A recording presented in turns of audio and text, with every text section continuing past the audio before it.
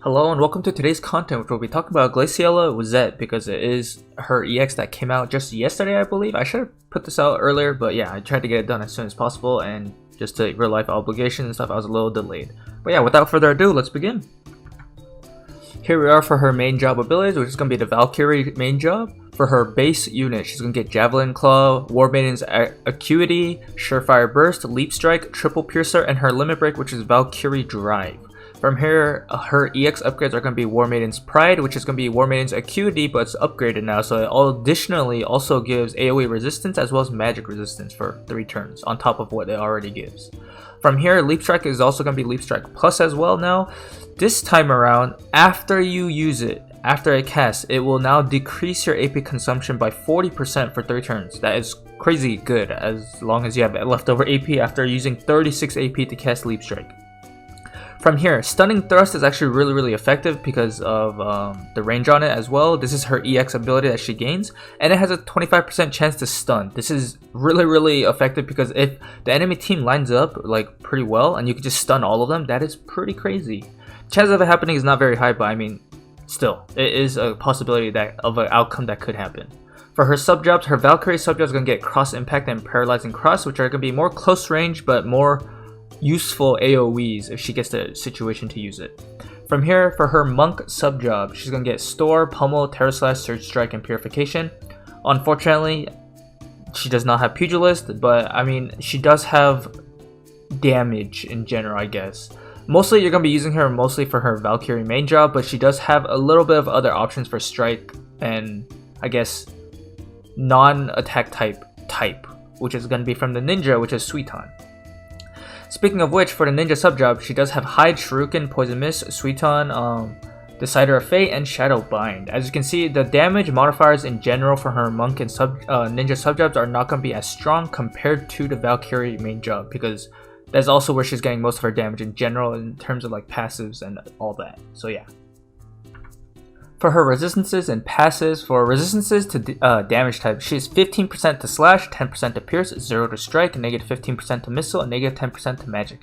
As you can see over here, her slash is only 15%. However, with her master ability included, it is a base of 25%, which is really high. So just keep that in mind. From here, she has a base of 0% AoE, 0% single target, and her level 120 master ability included, she has 0 defense and 0 spirit, unfortunately. Her resistances to status is going to be 50% to sleep and stop, which is good because of stop mostly, and 10% to confusion. Her master ability is going to increase her attack by 20% and slash resistance by 10%. That is where she gets a total of 25% slash resistance. Also, as you can see, she's a bit of an older unit, so she does not have the mono element typing to help her even more, unfortunately. From here, she's a 3 move, 1 jump unit, as well as 80 cost, so she is pretty cost effective in my opinion. For her passives and what I would recommend would be Jab Mastery for sure. Not only does it give Pierce Attack as well as Agility, Shadow Runner is the one I can also recommend, or Shikuchi. I know I put Shikuchi into Niche and Flex, however, the reason why is it's extremely map based, so it's really hard to like recommend which one. If you just want to be more consistent, Shadow Runner is better. However, I've had multiple situations where Shikuchi is way more effective in different situations. It really depends on the map layout and such. But yeah, these two are really like useful, especially if you want to boost her agility to like skyrocket high values, like that can even be close to Elena's terms of agility. So yeah. For Niche and Flex, obviously as I said Shikuchi already before, so I don't want to state it again. However, Strike Master, if you really want to use her Monk subjob for that, you can use Strike Mastery. And then her HP up, she doesn't really need this too much because if she's going to be taking a hit in general, if it's not going to be specifically from slash, she will be taking a lot of damage and probably dying. So the HP up could be useful, but I don't see it being much more beneficial in general. From here, her reaction abilities, they're all kind of so-so. However, I will say Counter Sting is actually extremely good if she does survive a physical hit within like, I believe it's 2 range for her Counter Sting. If Counter Sting goes off and has a 30% base chance for it, it is very effective because it gives her not only damage slash chain from her piercing, but she also lowers their damage that they will be dealing to her. So yeah, she can definitely have a good upper hand in that situation. So here we are at Glaciela's rating out of 5. In the end, I did give her a 3.5 out of 5.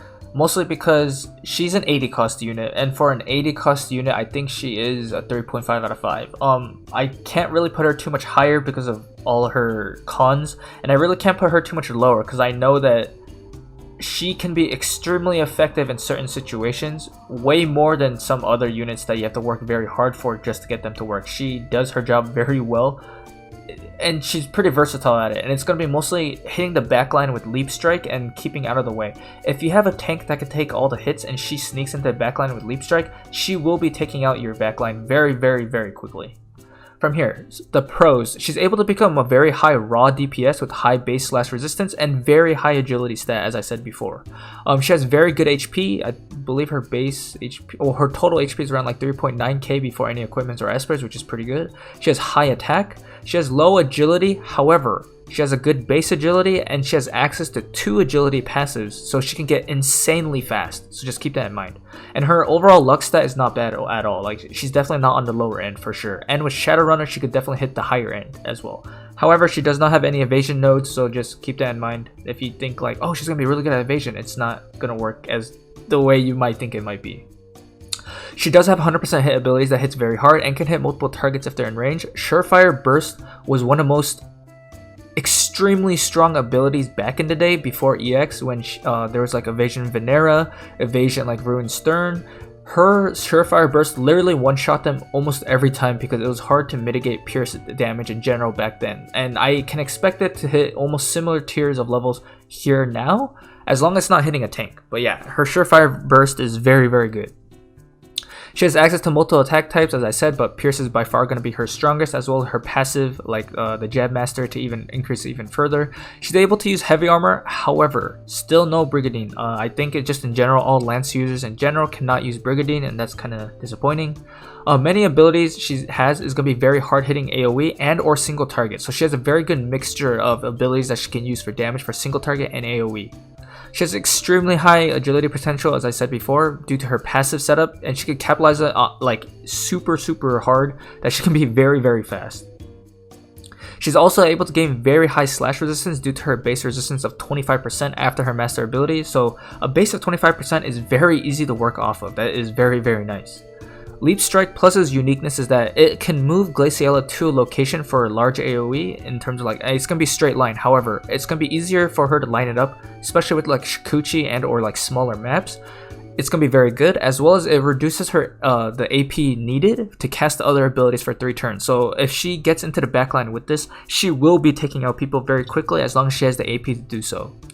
She's able to use Odoan's Apron for the defense penetration that she really desperately needs, so that's a very nice thing to see. Counter Sting, as I said, is very strong against close range enemies, especially like physical damage, because it only will proc off physical damage, I believe, so this is very nice to have if you do survive a hit and she counters with it. It's also strong enough that it is possible to finish off an enemy if you need just one more hit and or even kill very, very weak enemies. With a larger map and buff setup, she's actually able to be extremely oppressive offensively. Like if she gets like Bells off or Odoan's Apron, and she also gets her War Maiden's her EX ability of that, War Maiden's Acuity off, she is going to be rocking a lot of AP, a lot of defense penetration, and she's going to be hitting very, very hard with good survivability against AoE and magic in general, if she gets all of her buffs off. So it's kind of conditional. Now let's talk about the negatives, because I said a lot about good things about her. It's time to kind of like knock her down like a step or two so you can see where she stands. First off, she has no and low base spirit and defense. She has no good survivability options either, outside of working off her resistances, which is primarily going to be slash resistance. She's extremely AP hungry, and without high AP and TP generation abilities, she really needs like help there. She either needs Bells mandatory, or she needs Odoan's Apron or another AP like increasing equipment TMR, and or a vision card to even get acquired AP up. That is how hungry she is for AP. Leap Strike Plus's cost of AP is 36, and then the reduction of AP happens. So if you have like 40 AP and you use Leap Strike once and she gets the AP reduction, she still can't cast anything. That's just how it's going to be. You have to have AP on her. While she does not have any barrier break, she does at least have triple piercer if she has to like break physical barriers at least. From here, she struggles to take out very high defense and pierce resistance tanks, especially if she does not have her defense penetration buffed up. If she does not have Aldoan's Apron on, and or she does not get her personal War Maiden's Acuity buff off, she has no defense penetration. There's no base amount, nothing. She will struggle very hard to kill tanks if this happens.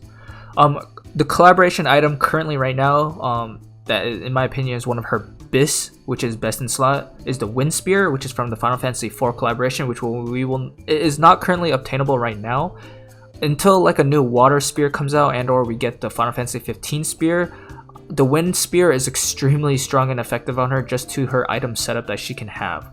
But because it is not obtainable right now, she will not have a good weapon comparable to it currently. She is vulnerable to disable, however she does have resistance to stop, so that is something. Her base resistance is weak to magic and missile. Attack types would have very strong counters against Glaciela. Who is magic that is very strong? Helena. Who can have missile attack type and is lightning type? Cloud. You can do the math there. She's gonna struggle if she goes against either of them, just in general, without the proper setup. I will say though, even with proper setup, Cloud will probably still one-shot her and or kill her in just one go with either barrage or sharpshoot. Due to possibly high mobility and leap strike, as I said, there were a few maps in the past that she got so far ahead of her team because of Leap Strike and Shikuchi that she literally jumped into the enemy team before anyone else is in range, and all the enemy like attacked her before they even attacked your tank because they're so far behind. So like you do have to tune her on a map per map basis. It is very important to do this, and that's why she's much more harder / difficult to use. With her high AP cost and Leap Strike's effect, what I really don't like what Gumi did here is that they applied the AP reduction after she uses the ability 36 AP to cast it. Why would they not give it to her before she casts it? This is a huge problem she had even back in the day because she needed so much AP. Why would they put it on the after effects of Leap Strike? I just don't like it. Like, she's already like fighting against newer units and she's at 80 cost. She doesn't have a new master ability. Why would they put it on the after effect instead of before so she can have it for 3 turns? Like, I really don't know why. Like, the effect of it is very nice. However, it happening after she casts it is very disappointing.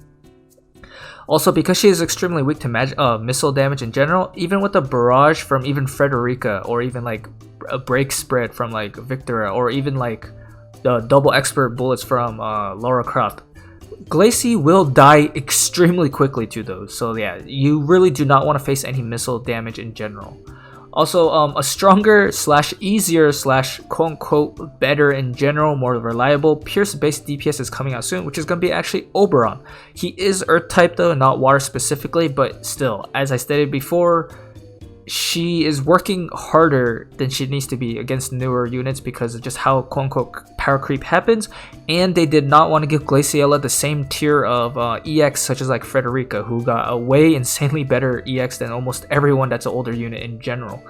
There are some other units that got a decent amount of things, however, yeah, Glaciela is not going to be one of them that got the biggest of the benefits. It's going to be specifically Frederica still.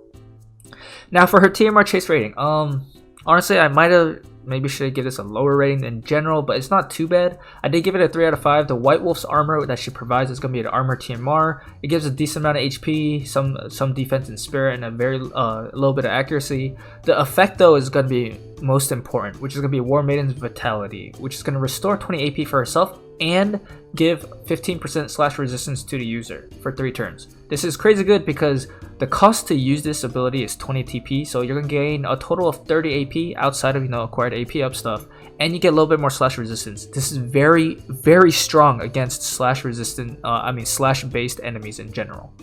But yeah, overall, this is Glaciela. I do see her as a 3.5 out of 5, and because she is above a 3 score, I do have another slide for her for an example setup. So here we are at an example setup for Glaciela. Obviously, Xmas or Winter Victor is going to be here using the Thanks for the Votes vision card. Lara Croft is going to be here with the new vision card, which is I believe the tune-up vision card, specifically because it's going to be giving single target resistance as well as human killer to increase damage even further. I didn't say it earlier, but Thanks for the Votes vision card for Victor is going to be giving 35 water attack as well, so that's very strong.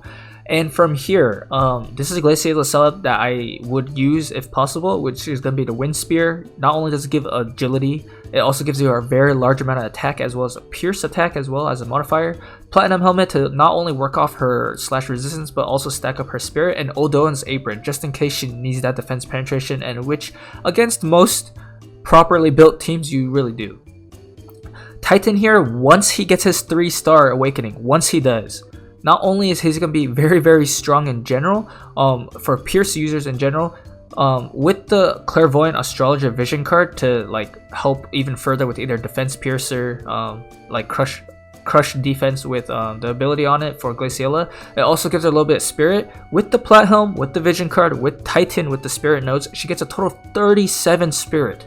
This is very, very nice to have, so just keep that in mind. It is possible for her to like stack this up because she has the possible viability of these Esper slash Vision card slash equipment set up in that situation. Additionally, if people don't know, Clairvoyant Astrologer also gives her 20% magic resistance, so she's gonna be positive 10% at least before 37 spirit, which is pretty good. Now, future stuff to consider: Final Fantasy 15 Spear, Aranea Spear. I do not know what it's called, so I'm sorry about that, but the assault type at +5 is going to be 168 attack, which is still lower than Wind Spear. However, the most important part in my opinion will be the 10% pierce resistance penetration, which will help moderately, decently depending on the situation, and then 10 pierce attack. It will help her guarantee a little bit more damage. I will say, however, she is still missing defense penetration, so that is something to think about. From here, the Vision card that is out in JP that we do not have currently. It's called, I believe the translation is like Oath of Reunion. If it's wrong, please do not flame me or anything. I do not know what the translation was, and I do not know really what it said in Japanese. But yeah, what it does is that for the party, it gets 15% agility, 10% missile resistance, and 20% lightning resistance. As you can see, this is extremely good for water units in general to go against lightning slash missile units. However, keep in mind, even with these resistances, do not expect it to just go one-way sided, because you do have to remember you deal less damage to the other side as well. So just keep that in mind, but it is something that might be possibly game-changing, we don't know yet. Now lastly, missile and lightning damage in general will be significant against Glaciela. It's very hard for her to mitigate against that, and Pierce and defense tanks will do very well against her. Even Dwayne has very high Pierce resistance as well. Joom, that's going to be coming out in like a few months, is also very, very Pierce resistance as well. So you just be careful when you're hitting tanks, pretty much. They will have proper resistances in their kit. From here, also Cloud, like I said, he hits so freaking hard. If he hits her with a Blade Burst, he hits her with a Barrage or a Sharpshoot, I'll say 9 times out of 10, unless you're heavily mitigating it, he's probably one-shotting her. Like, seriously, he's probably one-shotting her. But yeah, that's basically my example set for Glaciela. Specifically for Victora, Lara Croft, and her, is literally going to be a team that is killing before they get killed. And because they have more range in general, not only does she have Leap Strike to go in before Victora as well as Lara Croft can kind of like pick off units in the front, especially with like their large AoE and or like single target, Glaciela can definitely finish them off easily with chip damage because of her Leap Strike, and she can definitely hit multiple units. So just keep that in mind. This team specifically is not going to be balanced, but more geared towards doing insanely high damage, that if they're not mitigating against specifically missile and pierce here, they will probably be dead very, very quickly unless they have a very strong setup against water. But yeah, we come to the end of the video. If you like it, please leave a comment and or like, and yeah, until next video, peace out.